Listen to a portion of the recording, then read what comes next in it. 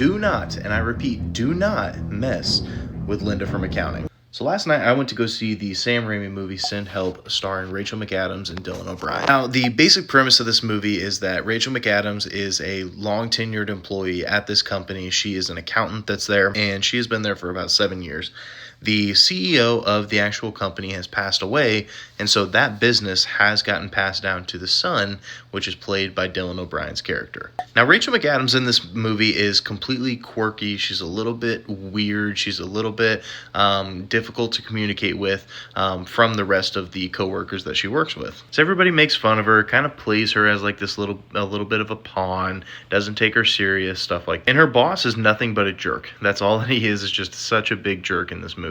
However, when they have a business trip and they have to fly for it and their plane ends up going down and crashing, lo and behold, the only two people to show up on shore, Rachel McAdams and Dylan O'Brien. And because he is not very well diverse in the survival world, he has no idea what to do. He's completely useless, stranded on this island. And so Rachel McAdams is the one with the upper hand. Now let me start off by saying the acting in this movie is absolutely insane. Starting off with Rachel McAdams, she's very quirky, she's very weird at the beginning. It's very uncomfortable to watch some of her scenes, which is partially because of Sam Raimi, but also because of how good of an actor Rachel McAdams is. And by the end of it, she is a dangerous, threatening leader, and it's awesome.